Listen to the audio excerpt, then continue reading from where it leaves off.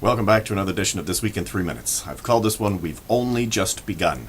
Those of you who are old enough to remember the Carpenters may remember in the early 1980s Karen Carpenter died, and she died as a result of a disorder she had, body dysmorphia, where she of course had an eating disorder, and she did terrible things to her body so she wouldn't gain weight, and of course over time it took a tremendous toll and ultimately wound up being the thing that killed her.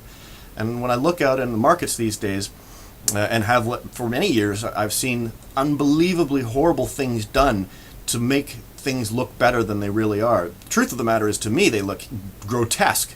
But for whatever reason, these individuals think that what they've done has made the market look good and fooled a lot of people. And I think they've done that quite successfully. But the reality is that the markets are extremely unhealthy. And as we've seen this week, they are starting to roll over, and we have only just begun, just like that song from the Carpenters. This is likely the start of something quite disconcerting, I suppose would be a good way to put it for now. It could get far worse. Now, let me give you some data points as to where we are today in reference to where we probably should be. In the bull market that led up to the tech wreck in 2000, that was a 6-year or so bull market, give or take, and that was 106% gain. Of course, it crashed.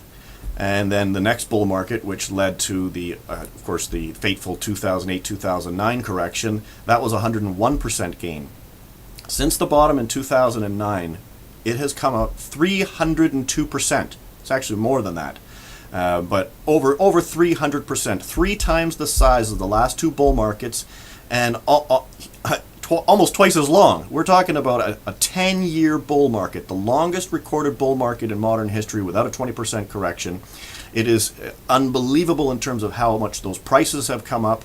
It is not sustainable. This is the everything bubble, and it's got to correct. The rest of the world already started correcting, and they're down 20% from where they were earlier this year.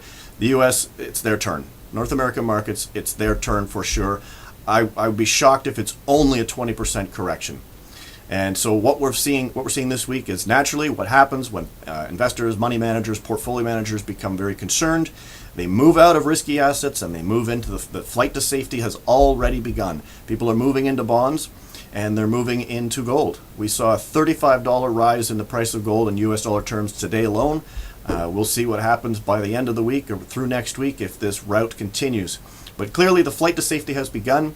The equity markets are under extreme pressure, and if you'll recall, it only took one bank in 2008 to create a panic amongst the other banks where they stopped lending to each other, and there was a liquidity crisis. This time around, the central bank won't be able to step in and bail out these banks. Some of them are simply going to have to fail, and the kind of calamity that's going to result to that is anyone's guess.